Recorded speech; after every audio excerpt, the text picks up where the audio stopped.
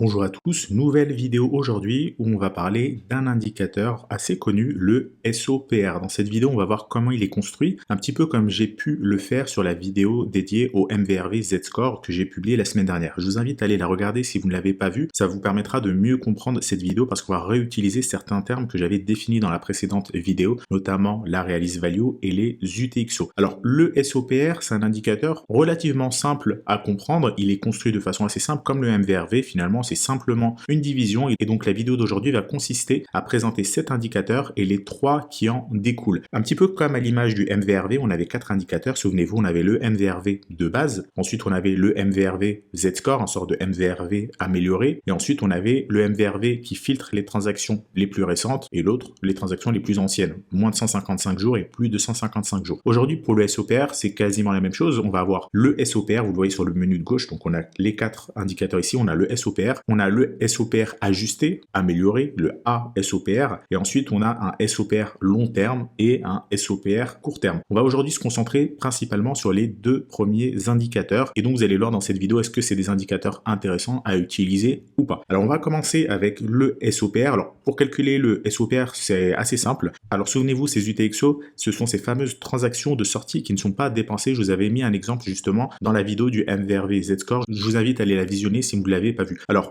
pour construire le SOPR assez simple, c'est une division. On va prendre les UTXO au moment où elles sont créées, eh bien, elles vont être créées avec un prix du Bitcoin. Donc, c'est ce qu'on a ici au dénominateur, prix créé. Et ensuite, ces UTXO, elles vont être dépensées. Et donc, c'est le prix qui est au numérateur ici, le prix de dépense. Par exemple, si j'achète aujourd'hui un Bitcoin, je vais payer 20 000 $. Et si je le dépense dans 3 mois, et qu'à ce moment-là, le prix du Bitcoin est à 40 000 $, donc ça va être le prix dépensé. Donc, c'est uniquement ça. On va prendre toutes les UTXO, finalement, qui vont être dépensés, on va regarder leur prix d'achat et leur prix de vente, grosso modo, pour simplifier. Donc le SOPR, c'est ça, c'est le prix dépensé divisé par le prix créé. Et donc on le fait pour toutes les UTXO et on le fait chaque jour, c'est un indicateur qui est calculé tous les jours et donc il va nous donner une certaine valeur. Au niveau de cet indicateur, évidemment, la première remarque qu'on peut en tirer, c'est qu'il y a un petit problème parce que si on prend toutes les UTXO, dedans on aura des UTXO qui vont être pertinentes. Par exemple, pour reprendre mon exemple, si j'ai acheté du Bitcoin aujourd'hui que je le revends dans 3 mois, le prix du Bitcoin, il aura beaucoup bougé. Mais si j'achète du Bitcoin maintenant et que je le revends dans 10 minutes, le prix du Bitcoin n'aura quasiment pas bougé. Et donc finalement, ça va simplement faire du bruit sur le SOPR parce que la valeur du prix de dépense, c'est plus ou moins la même valeur du prix de création de l'UTXO. Donc ça va faire beaucoup de bruit et vous voyez si on divise, ça fait 1 divisé par 1, grosso modo, on a un SOPR qui tourne autour de 1. Donc ça va nous donner un SOPR qui va être très stable, qui va pas être suffisamment volatile et on ne peut pas vraiment exploiter. D'accord, vous l'avez bien compris, c'est à cause de ces fameuses transactions qui ont des durées de vie beaucoup trop courtes. 5 minutes, 10 minutes, 15 minutes, etc.,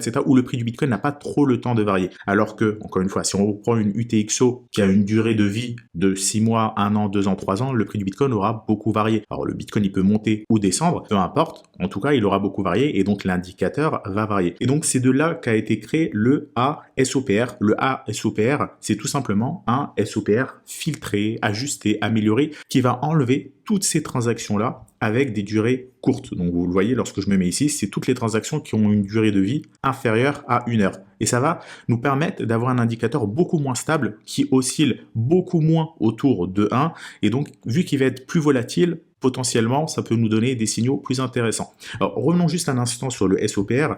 Au niveau des données qui sont utilisées pour calculer l'indicateur, la valeur ici au dénominateur, c'est déjà ce qu'on utilisait dans le MVRV. Donc vous voyez, une répétition, une redondance de données. Ce qui est bien avec le SOPR, c'est qu'on va prendre la valeur de dépense également de ces UTXO. Alors c'est bien et pas bien en même temps. C'est bien dans le sens où c'est une donnée qui est utilisée ici sur le SOPR et pas forcément sur les autres indicateurs que j'ai pu vous présenter par le passé. Mais en même temps, c'est pas vraiment utile parce que le prix de dépense, on le connaît, c'est le prix du Bitcoin au jour le jour. Donc c'est un indicateur qui clairement a ses limites et qui est là aussi redondant parce que on se base toujours sur ces fameuses UTXO et quitte à se baser sur ces UTXO, toujours, je vous l'ai dit, allez voir la source et la source c'est tout simplement le Realist Price ou la Realist Cap. Donc encore une fois, malheureusement, c'est triste, mais c'est la même conclusion que la vidéo sur le MVRV Z-Score. Je vous spoil un petit peu. Tout simplement, c'est un indicateur que je n'utilise pas. On a une redondance de données, un petit peu comme le NUPL, le MVRV, et je préfère directement aller voir l'information à sa source. Alors, bon, la plupart des indicateurs, finalement, ont ce problème-là. Soit on fait une soustraction, soit on fait une division, soit on change un petit peu, mais le mieux, c'est toujours d'aller voir la source. Un petit peu comme les indicateurs techniques que vous avez sur TradingView, vous avez tout un tas d'indicateurs, la moyenne mobile, le RSI, etc., etc. Mais c'est des indicateurs à chaque fois qui se basent sur le prix pour vous fournir d'autres informations. Parfois c'est bien, parfois c'est pas bien. Évidemment, ce qui est bien, c'est que ça simplifie la lecture, mais ce qui est moins bien, c'est que ça va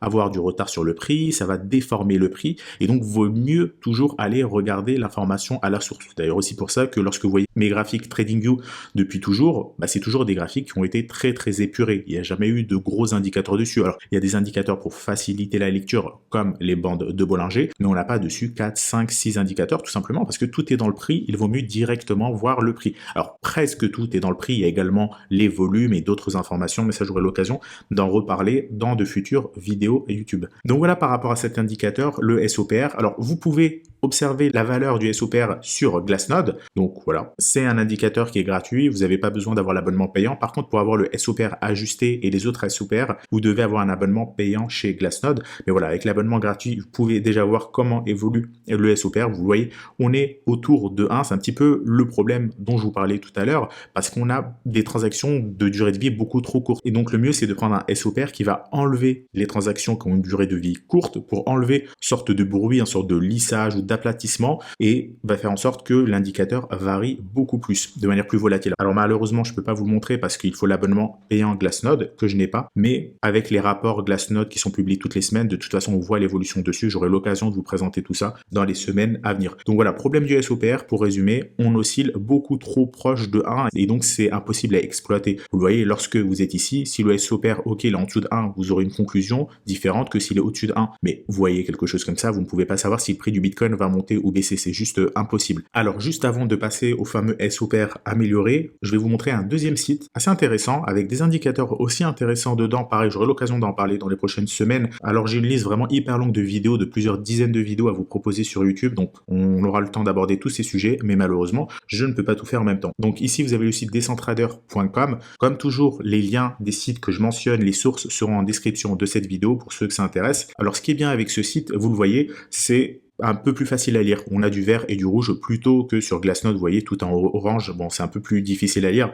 Ici, sur ce site, voilà, en vert, on sait qu'on est sur des niveaux intéressants. En rouge, on est sur des niveaux moins intéressants. Mais encore une fois, là, on peut pas vraiment exploiter l'indicateur. Alors, on voit que on a de longues phases ici où le prix corrige, où le SOPR est vert, il est en dessous de 0 ici. Donc, c'est intéressant. Pareil, ici, on a de longues zones où on est en dessous de 0.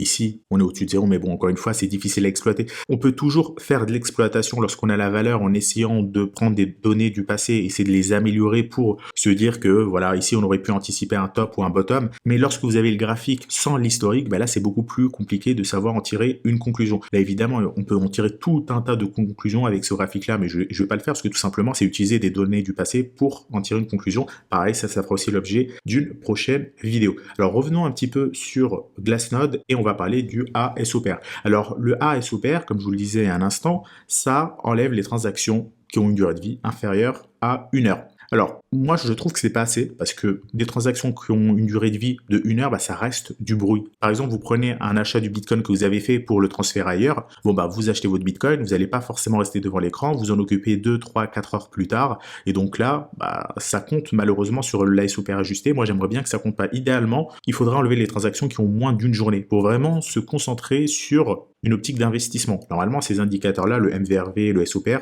c'est pas vraiment des indicateurs qu'on utilise pour trader ou pour regarder le prix au jour le jour. C'est plutôt des indicateurs de long terme pour avoir la tendance. D'ailleurs, on le voit avec le SOPR ici, c'est inexploitable au jour le jour. Parce que si on passe de 1,02 à 1,03, vous allez rien en faire finalement de cette valeur-là. Donc, c'est des indicateurs normalement qui sont plus utilisés dans une optique investissement. Et donc, selon moi, il faudrait même enlever les transactions qui ont une durée de vie inférieure à une journée. Alors, revenons sur le SOPR et justement cette différence avec le ASOPR. En enlevant, alors je vais essayer de retrouver le graphique, je l'avais sous la main alors que c'était sur la page où j'étais. Vous le voyez, on a ce graphique-là où on a le SOPR c'est la ligne en bleu, et on a le ASOPR, c'est ce qui est en orange. Donc finalement, on se rend compte que en enlevant les transactions qui ont une durée de vie inférieure à 1 heure, eh bien, on a un indicateur qui est plus volatile. Logique, on tasse moins le prix, on a moins de bruit, on a moins de transactions où le prix ne bouge pas. Souvenez-vous, si le prix ne bouge pas, on divise 1 par 1, ça nous donne 1, et donc on se rapproche beaucoup plus de 1 en termes de moyenne. Ici, on a pas mal de données que Glassnode nous fournit. Alors, je ne sais pas si ces données sont toujours à jour ou pas. Voilà, Glassnode estime que les transactions qui ont une durée de vie inférieure à 1 heure représentent entre 20 et 40% des transactions journalières. Alors, je pense que l'ordre de grandeur doit être plus ou moins maintenu, étant donné qu'on est quand même sur un intervalle plutôt large, entre 20 et 40%.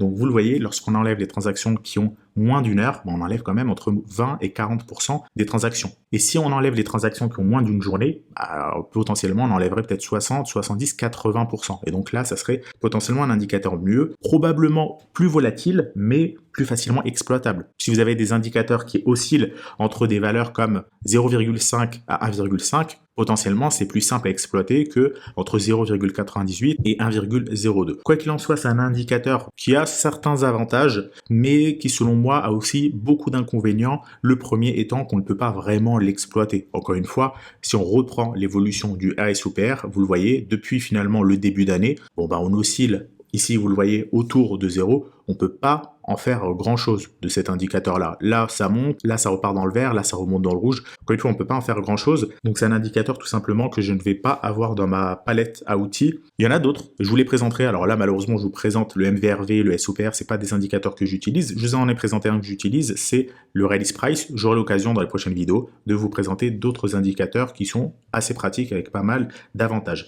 On va juste conclure cette vidéo avec les deux derniers indicateurs. Donc, le LTH SOPR, comme avec le MVRV, on va prendre le SOPR, mais focus long terme. Donc, on ne va garder que les transactions qui ont plus de 155 jours de durée de vie. Et le STH, ce sont les transactions qui ont moins de 155 jours. Alors là, pareil, pourquoi avoir pris 155, pourquoi pas 150, pourquoi pas 200? Quoi qu'il en soit, potentiellement, contrairement au MVRV, là, ça peut être un petit peu plus intéressant, notamment le LTH, parce qu'on va enlever justement toutes ces fameuses transactions qui ont une durée de vie de 1 heure, une journée, une semaine. On ne va garder que les longues, et donc ça va rendre l'indicateur plus intéressant. Vous le voyez au niveau de l'évolution du graphique en bas. Alors, il est plus intéressant, mais il aura aussi un retard. Il sera retardé sur le prix, évidemment, parce qu'on va prendre quand même uniquement les transactions qui sont vraiment anciennes. Alors, c'est pas si gênant que ça finalement, parce que comme je vous l'ai dit, c'est un indicateur normalement qui est dédié à l'investissement et non pas au trading court terme. Et donc, vous le voyez là, au niveau de l'évolution, c'est tout de suite plus sympa à exploiter un indicateur comme ça. Vous le voyez, là, on est vraiment bas, là, on remonte, là, on redescend.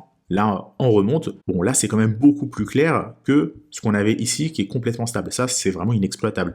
Alors que le LTH SOPR, c'est déjà un petit peu plus intéressant. Essayez, par exemple, d'acheter lorsqu'on est en dessous de 0,7, 0,6, 0,5 et de revendre assez haut. Et vous voyez, ça coïncide quand même pas mal avec l'évolution du prix du Bitcoin. Ici, on avait un creux sur le prix du Bitcoin. Le SOPR a pas mal stagné aux alentours des 0,5, 0,6, 0,7. Pareil ici, sur le creux du Bitcoin. Donc, à la limite, si vous voulez à tout prix utiliser le SOPR, ça serait plus intéressant de prendre le SOPR long terme que de prendre le SOPR qui englobe toutes les transactions. Bien que, encore une fois, comme je vous l'ai dit, ce n'est pas un indicateur que j'utilise. Voilà par rapport à cette vidéo sur le SOPR. Si vous avez des questions par rapport à ce que j'ai raconté ou des questions par rapport aux précédentes vidéos, posez-les en dessous dans les commentaires et comme toujours, dans les prochaines vidéos, j'en sélectionnerai 2, 3, 4 et j'y répondrai directement en début de vidéo. Voilà pour celle-ci. On se retrouve dans quelques jours pour une nouvelle vidéo orientée analyse fondamentale. Je vous souhaite à tous une excellente soirée et on se retrouve dans la prochaine vidéo.